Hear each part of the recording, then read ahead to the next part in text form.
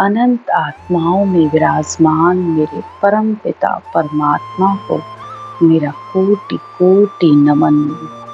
आज हम सुखराम जी महाराज के कुछ पद ले रहे हैं, जिसमें सुखराम जी महाराज बता रहे हैं कि आत्मा जब सत्य ज्ञान को धारण करती है तो उसके अंदर इतना भरोसा, इतना विश्वास आ जाता है कि परमात्मा का नाम लेकर आज तक कभी डूबा हो कोई, यह तो हमने कभी नहीं सुना। वही सब कुछ आज इस हरजस में बताने की कोशिश की जा रही है। तारेगा तैतीक सतगुरु तारेगा, इन भव सागर के माय पार उतारेगा। मोय भरोसो बिड़द को हो, सुन लीजो सब लोय। सतगुरु शरणे नर आए कर हो, डूबो सुन्यो न कोय। सुखराम जी महाराज कहते हैं कि सतगुरु की शरण यानी सत्य केवल ज्ञान को धारण करके आज तक कोई मनुष्य डूबा हो, यह तो मैंने बिल्कुल नहीं सुना। मुझे परमात्मा पर पक्का भरोसा है। हे संसारियों, तुम भी सुनो, सत्य केवल ज्ञान को धारण करने पर ही आत्मा जन्म मरण से छूट पाती है। अनंत युगों से अनंत ही साधुओं ने इस केवल पद आनंद पद की प्राप्ति की है। यह सत्य केवल ज्ञान खुद कह रहा है। असंख्य जुगा में अनंत साधु दे गया अणबह हाक, यानी अनंत युगों से साधु संत महात्मा कह रहे हैं कि सतगुरु के संग अवश्य तिरसी भरम गीता साख। भाई उस परमात्मा के ज्ञान के साथ ही, इस केवल के ज्ञान के साथ ही यह आत्मा अवश्य तिरेगी। इसकी साख कौन भर रहा है? गीता, भागवत सब इसकी साक्षी दे रहे हैं। जब हमारे वेद, शास्त्र, गीता, पुराण सब इस अनुभव के ज्ञान का, केवल ज्ञान की साक्षी देते हैं, तो आत्मा को ये ज्ञान सुनकर अंदर से विश्वास आने लगता है कि परमात्मा के घर में देर जरूर है पर अंधेर नहीं। अरे आप इस बात पर विचार कीजिए कि मनुष्य मजूरी देत है तो क्या रखेंगे राम।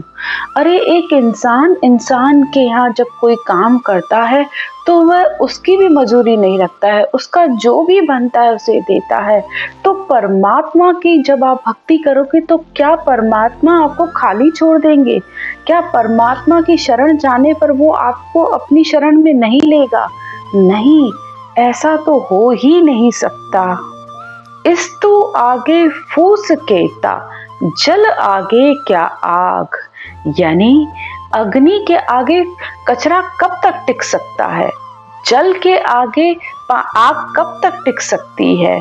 इसी तरह यूं नाम आगे कर्म हमारा, जाए इस विदभाग। इसी तरह इस निज नाम के जागृत होने पर आत्मा के सारे कर्म भरम सब भाग जाते हैं, क्योंकि यह निज नाम ब्रह्म अग्नि के समान है। सब कुछ इसमें जलकर खाक हो जाता है। फिर चाहे हमारे पाप हो, चाहे हमारे भरम हो, जो भी हो, लोभ, लालच, काम, क्रोध, सब कुछ इसमें जल के खाक हो जाता है। आगे सुखराम जी महाराज कहते हैं, सूरभ पिछम दिश उगवे हो, गंग उलट फिर जाए। तो ही सतगुरु तारसी हो, मोए भरोसो मन माय। सुखराम जी महाराज कहते हैं, सूर्य पश्चिम दिशा में उगने लग जाए, गंगा उल्टी बहने लग जाए, तो भी मुझे पूरा विश्वास है कि ये सतगुरु का केवल ज्ञान धारने पर ही मेरा अवश्य उद्धार होगा।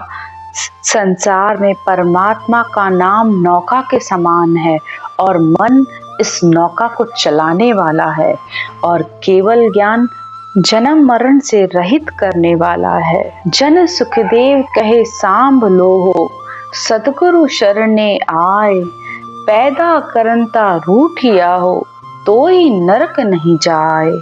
सुखराम जी महाराज कहते हैं कि सतगुरु की शरण में आने पर, अणभय ज्ञान को धारण करने पर, यानी ये सत्य केवल ज्ञान धारण करने पर, क्योंकि राम नाम सुखराम कहे, रटे प्रीत सु आए।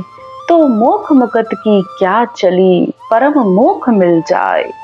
जब मनुष्य प्रेम से परमात्मा का नाम लेता है, सिमरन करता है, तो मोक्ष मुगद की क्या चली।